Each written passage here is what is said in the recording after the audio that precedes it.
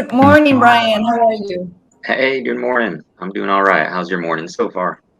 It's been good. Thank you so much for joining us on our very first Monster Connect coffee break here. Yeah, I'm excited. Well, let me introduce you.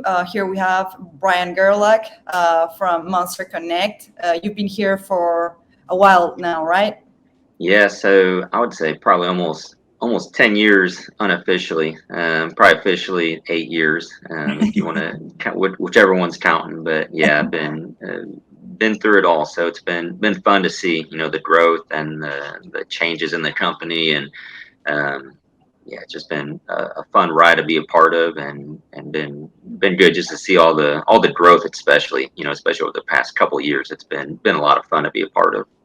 Nice. Well, yeah, obviously, and you have also a lot of experience in sales, and thank you for joining us here. So I'm gonna do a couple questions since you have a Sure. lot of experience about it.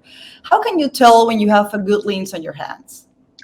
Yeah, I think a great lead. Obviously, the easiest answer is, hey, there's a need, right? But I think more than that for us specifically is, with Monster Connect, we're not trying to change someone's process. And so when a good lead comes in, if they already have a process that they're doing and they're already phone prospecting, I think that's the biggest key, right? We aren't having to try to sell them on making a change in terms of trying to prospect, or if they're doing, one lead generation route, it's a whole process. And so we're not changing, a prospect's or a company or a client's process. We're just pouring some gasoline on it.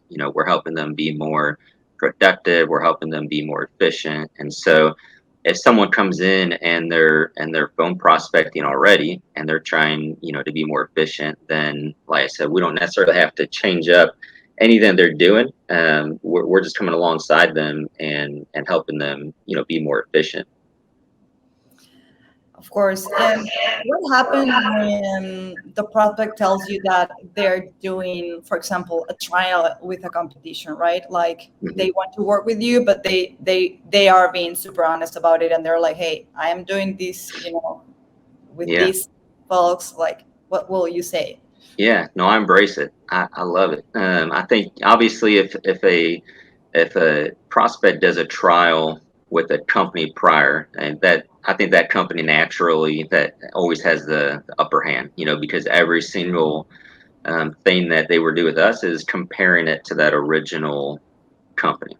However, I mean that if you're confident in your product, which I am, we love Monster Connect. Obviously, we're biased, but um, as long as you're confident in what you're doing, you can help validate a lot of what you say. So especially if you say, hey, great, they've already bought into the concept of what you're doing. So it kind of makes things easier in that regard, because you don't have to explain and walk through the process. They're already there. And so now it's just kind of seeing, hey, how can we differentiate and how can we add, additional value?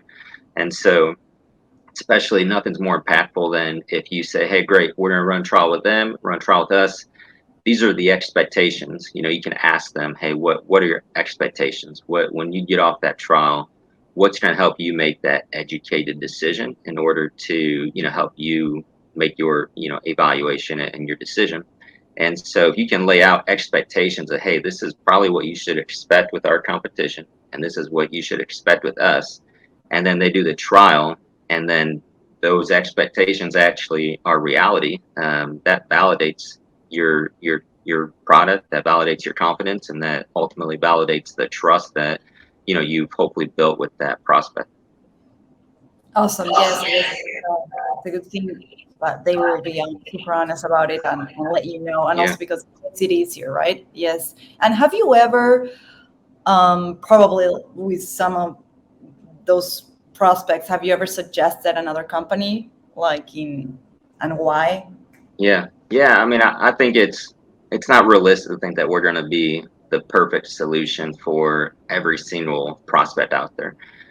You want to think that, but it's not realistic. So I think that there are some other, the space is huge, right? So in the technology space and the dialing space, I mean, there's all types of different companies, verticals, and so it's and prices too. So if there's a company that comes in and they're trying to be at a set price, set budget, and we can't necessarily fulfill that, then hey, there's a lot of other products out there that can fit that need.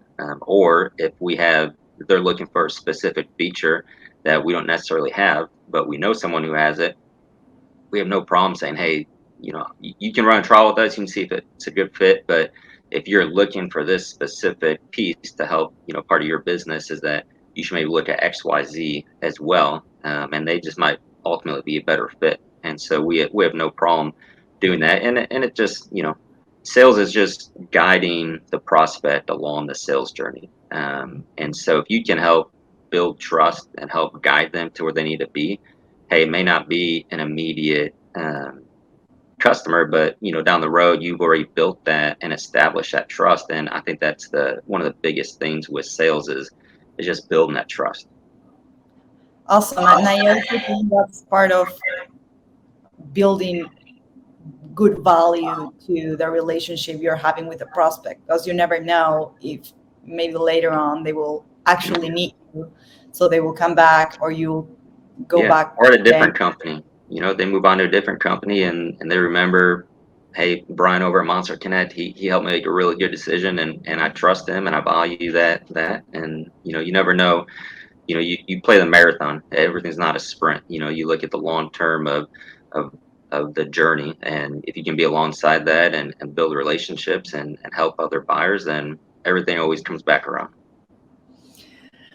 Awesome. Thank you so much for sharing this. We'll see you in our next coffee break. Cool. Thanks. Bye, Brian. Thank you so Bye. much.